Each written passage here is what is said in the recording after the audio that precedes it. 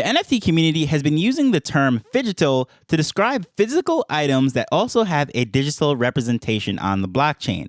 Well, today we're going to speak about how Project Unlock is using RFID chips, scanners, and the blockchain to address theft in a customer-friendly way. Hello, I'm Taj, digitally known as Tropic Vibes, the host of Nifty Business, where we highlight NFTs and explore Web 3.0 as we move from pure speculation to creating real-world value.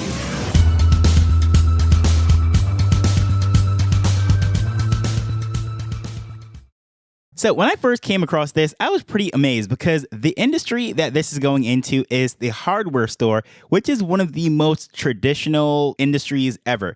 People have been building houses for the longest time. Hammers, tools like that is pretty standard, pretty boring industry. However, even that industry is being affected by Web3, blockchain technology, and of course, NFTs are going to be used in this. But noticing that everything that is on the main website, which I will leave in the show notes, does not mention NFTs at all. But however, since we are Nifty Business and we are focused on this stuff, we spend our time in it, we know an NFT when we see it. So first and foremost, I have to tell you about the problem that is organized shoplifting. And that is a huge problem across the industry in retail. A lot of the times that we think of retail shoplifters is the 20-year-old or a teenager or whatever it might be that's pushing things into their pockets. But it is an organized ring. And they go all across the country, especially in the United States, where I did retail for quite a while, and it is pretty amazing all the lengths that they go through. And if you notice certain stores that you go into, there is a lockdown retail experience, meaning that certain items such as baby formula or certain equipment such as blow dryers, power tools, and so forth, you have to go to an associate to unlock the case. And that is because if it is out there, even the demos itself, people try to steal them. Even cell phones. I remember back when I was younger, cell phones, you could have them out there and you could actually see a live one and actually play with it. But depending on where you are right now, it's either a plastic dummy or it is so locked down and chained that you can't even get a feel of it, how much it weighs, how the feel of the screen is, and so forth. So it is really not the best experience. And to cut down on retail theft, RFIDs, which is radio frequency identity, has been used for probably 20 years now at this point. And how that works is these little scanner barcodes that are attached to certain items, they can be very small, basically something that you won't even detect as a shopper or a customer. They even use this in customs when shipments are coming in. Easy way, you can just walk into the container and press a scanner button. You can count your inventory, or the customs official can actually look at the manifesto to see what's being shipped compared to what's being picked up on a scanner and so forth. So this is old technology that has been used in many ways, and they have incorporated it into retail to reduce certain things. And I can think of quite a few stores that I've worked on before that they had, of course, the big wraps that are on the outside, which are basically magnetic strips that set off the alarms, but also they have these little RFID stickers that they'll put into smaller things or whatever it is that might be undetectable. And a lot of times they would put things on the outside, which a customer might think that they're getting rid of that and they can walk out with it. Then they have something small on the inside that also has to be deactivated at the cash register. So that technology has been there for quite a while now. However, there has been a huge problem with that. When I worked at Bed Bath & Beyond, one of the retail chains that I worked on in the US, they had all sorts of sophisticated ways. They would wrap bags with foil. They would even set off smoke detectors and do all sorts of things to bypass sensors. And it was just absolutely crazy, the lengths that they went through. And I always say, if they would put half of that energy into doing something productive, they would be very profitable. They would probably be millionaires running Fortune 500 companies. But of course, that is not what they chose to do. And with this solution here, which is Project Unlock, is an early stage project, and it is really designed to tackle this problem in a new and innovative way. So how exactly does this work? Well, in the case that I'm going to use here, of course, this is Lowe's, and they're the ones who are really launching this Project Unlock, and it's probably going to be used in multiple industries, and they're probably going to turn this into a separate company or a line of income for themselves. But basically how this works is they're going to embed these RFID, the radio frequency identity, in these power tools at the point of manufacturing. A tag is going to be preloaded with a unique serial number, which will also be embedded into the box's barcode.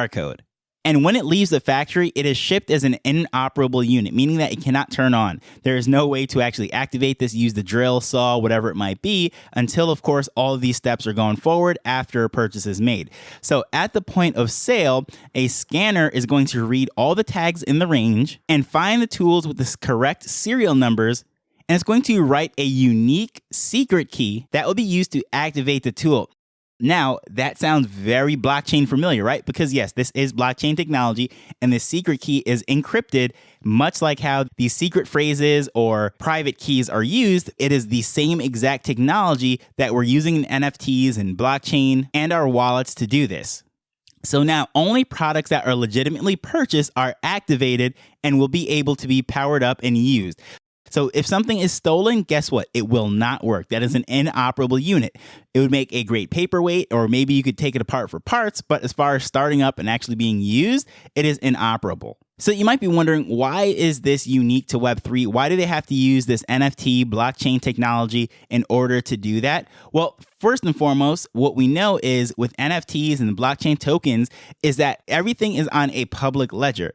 So this is going to be accessible to anyone that is trying to see if this was an authentic unit, this was purchased, and so forth. So that could be the retailer, that could be the manufacturer, that could be a person that is trying to buy it on the secondary market, like say on a yard sale or whatever it might be. So no longer are things going to be able to go to a pawn shop or sold on eBay or some black market sales and expect for those units to show up in this database and also be operable, ready to use. So even if they figure out a way to how to make these things run, it's not going to be honored by any of the manufacturers or any kind of reputable repair person or whatever it might be is not going to work on this because it is not registered to the blockchain.